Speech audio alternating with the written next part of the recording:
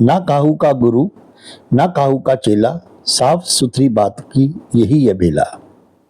दोस्तों जय हिंद। सशक्त आवाज में आप सभी का स्वागत है। मैं हूं सुनील ढांडा। अभी हाल में 7 राज्यों की 13 विधानसभा सीट के बाईपोल इलेक्शंस हुए और उनका रिजल्ट भी आ गया। अब वो जो रिजल्ट आया है उसको कई लोग चौंकाने वाला रिजल्ट कहते हैं। हर एक के अपने अपने विचार हैं कि वो चौंकाने वाला था या नहीं था। देखिए, अभी हाल में इस जो इलेक्शन से एक बात बिल्कुल क्लियर मैसेज है कि दीदी ने और बालक बुद्धि ने बीजेपी की नकेल कस दी। कोई दो राय नहीं है इसमें। शेरनी ने शेर के जबड़े में से 4 सीटें निकाल ली। अब कई लोग इसको हार नहीं मानते, कई लोग इसको बीजेपी की हार नहीं मानते। ठीक है, मत मानिए। जिस राज्य में बीजेपी के पास ऑलरेडी पहले 3 सीट थी, एक टीएमसी के पास थी जिन पर बाईपोल इलेक्शन हुए हैं, और उसमें पूरा सुपड़ा साफ, तीनों सीट जो थी बीजेपी के हाथ से निकल गई। चारों पर ममता बनर्जी उन्हें ले गई। ऐसे 4 सीट ले गई कांग्रेस, 2 पर ले गई बीजेपी। देखिए, हम लोग शुक्र है पप्पू से बालक बुद्धि पर आ गए। मैं क्यों कह रहा हूं कि बालक बुद्धि ने और ममता ने, दीदी ने, दोनों ने नकेल कस दी। देखिए, बालक बुद्धि ये बहुत खतरनाक होती है। इसको समझना पड़ता है और इसको टैकल करना पड़ता है। आप कभी दे लीजिए, हर घर में बच्चे होते हैं और देखिए कितना वो उत्पात भी मचाते हैं कई बार, और उनको टैकल करना बहुत मुश्किल हो जाता है। इसको आप हल्के से नहीं ले सकते। मैं आपको एक उदाहरण देता हूं। थोड़ा बैक चलते हैं मुगल काल के अंदर। अकबर का दरबार लगा हुआ था, सारे दरबारी वहां उपस्थित थे एक को छोड़ करके, और वो थे उनके नवरत्नों में से एक। आप समझ गए होंगे मैं बीरबल की बात कर रहा हूं। अब बीरबल वहां नहीं थे। झापरा ने देखा क्या बात है, बीरबल क्यों नहीं आया? तो एक दरबारी ने कहा कि जी वो उनका मैसेज आया, उनका संदेश आया है कि उनका बच्चा बिगड़ा हुआ है, वो उनको मना रहे हैं और मना के वो अभी आ जाएंगे। आधा घंटा, 1 घंटा, 1.5 घंटा हो गया, बीरबल नहीं आए। काम काज रुका पड़ा है। अब जो जापना थे, अकबर थे, उन्होंने अपने दरबार को भेजा कि जाओ, उनका जल्दी आए, बुला रहे हैं आपको, जापना बुला रहे हैं। वो गया, उसने बात की उससे, बीरबल से। बीरबल का बस बच्चे को मैं मना करके और अभी लेके आपको आता हूं। ठीक है। फिर आधा घंटा बीत गया। अब जापना गुस्सा आ गया है, उन्हें फिर दरबारी को भेजा कि जाओ और जाकर इनसे कहो कि बच्चे को लेकर ही दरबार में आ जाओ फौरन। वहां उन्होंने झापना का आदेश सुनाया बीरबल को। बीरबल ने बच्चे को गोद में लिया और आ गए दरबार में। अब जब अकबर ने देखा बच्चे गोद में, उनका क्या बात है बीरबल, एक ये मासूम सा बच्चा नहीं तुम्हें संभलता कि तूने इतनी देर लगा दी आज दरबार में आने के लिए? तो बीरबल हाथ जोड़कर, जापना, बच्चों को मासूम मत समझिए, बच्चों की बुद्धि आपको कुछ पता नहीं, कब कहां बिगड़ जाए और कहां वो फैल जाए। तो नहीं, सब ऐसे करते, हमें बच्चे नहीं पाले। क्योंकि तब बच्चा चुपचाप तेरे गोद में बैठा हुआ है। इतने में कहीं बच्चे की निगाह बाहर घूम रहे हाथी पर पड़ गई। अब बच्चा बिलबिलाने लगा। तो पहले तो बीरबल आदमी का बैठ चुप चुप। फिर अकबर ने कहा क्यों भाई, क्यों रो रहा है, क्यों उसको पुचकार? अब ना क्या चाहिए? उनका हाथी बाहर घूम रहा, हाथी लाओ। तो उन्होंने कहा, अकबर ने, कि जाओ भाई महावत से कहो हाथी अंदर ले आए। दरबार तो बहुत बड़ा था, हाथी अंदर ले आओ। अब वो जो है मावत के पास गया कि जनापनाह कह रहे हाथी अंदर लेके आ जाए। अब बच्चा फिर रोया, क्या हुआ, मुझे पानी चाहिए। अकबर ने कहा पानी पिलाइए। दरबान गए, पानी आ गया, बच्चे ने पानी पिया, उतने में हाथी अंदर आ गया। अब बच्चा खुश, तालियां बजा बजा के उसे खेल रहा है। अब जब खेलते खेलते अचानक जब बच्चा फिर रोने लग पड़ा।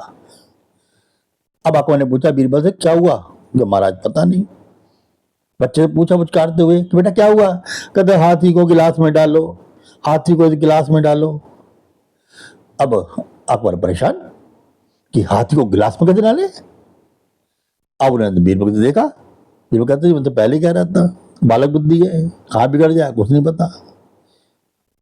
अब जो है जब अकबर परेशान हुआ तो बीरबल ने कहा ठीक है महाराज, अभी का उपाय सोचते हैं। उन्होंने दरबारी से कहा कि जरा एक काम करना, एक मिट्टी का हाथी ले आओ फटाफट। वो मिट्टी का एक हाथी ले आए, चुपचाप उन्होंने हाथ में रखा। अपने बेटे से कहा देखो बेटा, ये हाथी आपके चारों तरफ घूमेगा, आपके चारों तरफ घूमेगा, अब क्लैपिंग करना, आप ताली बजाना। अब जो है महावत से कहा हाथी चारों तरफ घुमाओ, हाथी से चारों तरफ घुमाना शुरू कर दिया। अब बच्चा तालियां खुश होता रहा, उनका राग हो जाता था। अभी से गिलास में डालोगा, हाँ बेटा गिलास में डालते हैं, अब अपनी आंखें बंद करो, देखो गिलास में हाथी आएगा। तो मामा से इशारा किया हाथी को बाहर ले जाओ। मावत हाथी को बाहर ले गया और मिट्टी के उस हाथी को गिलास में रख दिया। लो बेटा देख हाथी गिलास में आ गया। बच्चे देखा हाथी गिलास में है, उन्हें क्लैपिंग की तालियां बजाई, बड़ा खुश। अकबर ने भी याद रखा बाकी भी बालक बुद्धि है। तो बीरबल ने इस तरह से उसको पुचकारा और उसको समझाया। तो भाई बालक बुद्धि के लिए वो राजा महाराजा भी कुछ नहीं कर पाए, बीरबल चाहिए उनके लिए, एक ऐसा दिमागी पर्सन बीरबल जो बच्चे को भी टैकल कर सके। आपने तो कह दिया बालक बुद्धि है, वो बालक बुद्धि कैसी होगी, ये तो आपको में दिखाई दे गई कैसी हो सकती है। ये चैलेंज है बालक बुद्धि का। जैसे वहां चैलेंज था ना हाथी को गिलास में डालो, तो वो चैलेंज था हाथी को गिलास में डालो। अब ये तो बीरबल ने दिमाग लगा दिया कि हाथी को गिलास में डाला कैसे जाए।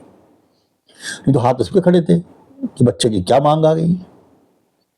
तो चैलेंज तो आपको दे दिया। अभी कुछ दिन पहले गुजरात हमारा है, राहुल बाबा ने कहा था, राहुल बाबा ने कि गुजरात हमारा है, ये चैलेंज है आपको। अब उस चैलेंज से वो कैसे उबरना है ये आप जानेंगे। यूपी को भी कैसे बचाना है इसकी भी आप जो है ध्यान रखिए।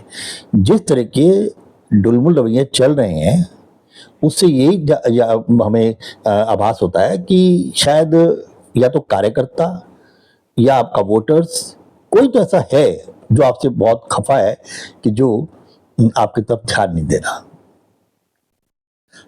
अब देखिए मैं वीडियो देख रहा था, बहुत से एनालिस्ट बैठे थे, हाँ पॉलिटिकल एनालिस्ट, बड़े बड़े विचार थे उनके, अच्छे विचार थे उनके भी, कि बीजेपी कहाँ हार गई।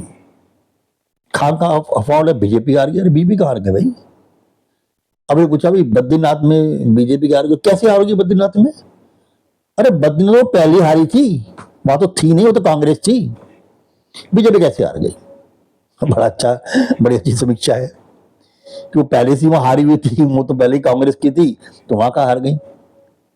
ये बताइए अब कि यूके के मैंगलोर के अंदर बीएसपी थी, बहुजन समाज पार्टी, अब कौन है वहां, कांग्रेस। अब कांग्रेस क्यों है वह, बीएसपी क्यों नहीं, कि कांग्रेस ने बीएसपी को हरा दिया। तो क्या बद्रीनाथ में बीजेपी कांग्रेस को नहीं हरा सकती थी, हरा सकती थी ना। लेकिन ये सोच रहे कि खुश हो जाना, कह रहे वहां तुम्हारी सरकार थी, वहां तो हम थे ही नहीं, पहले से नहीं थे वहां, तो क्या वजह नहीं है, तो हम कहा हार गए उसमें। अगर ऐसी समीक्षा और ऐसे ही समीक्षाकार रहेंगे तो फिर वही बात होती है ना कि भाई जैसे राजीव गांधी एक टाइम पे कहा जाता कि राजीव गांधी बहुत सुलझे हुए व्यक्ति थे, उनको क्लीन, मिस्टर क्लीन कहा जाता था, वो क्लीन चिट थे, मिस्टर क्लीन के नाम से थे, लेकिन उसके चारों तरफ चाटुकार थे। अरे भाई मानो ना, आपको ये मानने में क्या दिक्कत है कि हाँ यहाँ बीजेपी की हार है। यहाँ बीजेपी अपने आप को पूरी तरीके से जो है वो प्लेट करने में नाकामयाब रही। वोटर सुनी का तो है। आप कब तक इनसे बचोगे? इन चीजों से बचने पर देखिए, आप अगर किसी के मुंह पर ये बात नहीं कह सकते किसी के कि बेटा तुम आगे जा रहे हो, आगे खाइए, तो ये समझ लो कि वो गिरेगा ही। ये आपका कर्तव्य है कि आप देख रहे हैं कि आगे खाइए, या आगे आगे दुर्घटना हो सकती है, तो आप जो उनको पहले से अवेयर करें कि यह दुर्घटना हो सकती है। आपको जी मैं क्यों कहूँ, मैं कौन सा रिश्तेदार लग रहा हूँ उसका, या मुझे क्या पड़ी है इसमें कहने की, या मैं तो उसको सामने से यही कहूंगा कि हाँ जो तुम कर रहे हो वो सही कर रहे हो। कांग्रेस और अच्छा एक चीज और, एक और बड़े मजेदार चीज थी, वो ये कि कांग्रेस कहती है कि हमने 8, या लोग कहते थे चैलेंज 8 सीटें जीत ली इन्होंने। मतलब 8 कैसे भाई? उनका जो इंडिया का पार्ट क्यों, वो तो अलग अलग लड़े थे, वो इंडिया का पार्ट ही नहीं है। चलिए मान लीजिए वो इंडिया के पार्ट नहीं थे इसलिए अलग अलग लड़े, लेकिन दोनों ने 4-4 हासिल कर ली। यहां बताइए कि जेडीयू आपके एनडीए का पार्ट है, अब जेडीयू हार गया, ठीक है, आज जेडीयू सीट नहीं मिली बिहार में। अब तो जेडीयू की सीट नहीं मिली बिहार में, तो आप ये खुश हो रहे हैं कि अरे जेडीयू कौन सा एनडीए पार्ट था, वो तो अलग लड़ी थी। अरे भाई अगर वो लड़ी थी अलग जब बीजेपी नहीं, तो बीजेपी का मेंबर वहां खड़ा क्यों नहीं हुआ था, बीजेपी कैंडिडेट क्यों नहीं खड़ा हुआ था? अगर उसको उस वक्त एनडीए का पार्ट नहीं मान रहे हो तो फिर बीजेपी को अपना कैंडिडेट खड़ा करना चाहिए था, क्यों नहीं खड़ा किया उन्होंने? साफ जाहिर है से कि आप उसको एनडीए का पार्ट मानते थे और आपने एनडीए का पार्ट मानते हुए अपना कैंडिडेट उनके अगेंस्ट खड़ा नहीं किया ताकि आपके वोट भी उनको मिले। तो वहां की हार को आप अपनी जिम्मेदारी पे लीजिए। और ऐसे समीक्षा का जो कहते हैं कि नहीं वो नहीं है, मैं उनको गलत कहता हूं। वो एनडीए का पार्ट है, ठीक है, और एनडीए के पार्ट की के अकॉर्डिंग ही उनको ये इलेक्शन लड़ना चाहिए था। अब इसमें अगर वो हार गए हैं जेडीयू, तो उसको हार एनडीए की मानी है आप, ठीक है, बीजेपी की नहीं है तो एनडीए की तो है। वहां अगर आप कहते हैं कि वो इंडिया का, तो यहां पर एनडीए लिख चलिए। अगर वहां कहते हैं नहीं कांग्रेस का, तो यहां बीजेपी लेके चलते हैं हम। तो फिर बीजेपी ने अपना कैंडिडेट क्यों नहीं खड़ा किया वहां? तो जो गलतियां हैं उसको उसको स्वीकार करना है, उसको स्वीकार करना है, सबसे अच्छी बात है ये। अगर हम गलतियों को स्वीकार करेंगे तभी तो उसकी समीक्षा करेंगे गलतियां हुई कहां। और जब हम यही कह देंगे नहीं नहीं नहीं नहीं आपकी गलती नहीं है, तो फिर हम कहाँ उसकी समीक्षा देखेंगे, कहाँ करेंगे? अगर किसी बच्चे को किसी क्वेश्चन में मार्क कम मिल रहे हैं, अगर वो ये सोच के सेट कर ले कि मेरी गलती होगी होगी, ये कब मिल गए बाका तब आगे बढ़ता हूं, तो वो उस गलती को दोबारा भी रिपीट करेगा और अगली बार भी उसको जो है उतने मार्क्स कम ही मिलेंगे। और अगर वो उस क्वेश्चन को चेक कर ले कि मेरी मिस्टेक हुई कहां थी, तो दो चीजें हैं, हो सकता है वो मिस्टेक हो ही ना, ठीक है, जब इतनी नेग्लिजिबल हो कि जिसपे आप टीचर से क्या कहते हो ये तो वो नेग्लिजिबल है, तो आपको मार्क्स मिल जाए, या आपको वो गलती पता लग जाती है तो इस गलती को आप दोबारा रिपीट नहीं करेंगे, तो जब अगली बार वो क्वेश्चन आएगा फाइनल में कभी, तो आपको फुल मार्क्स मिलेंगे।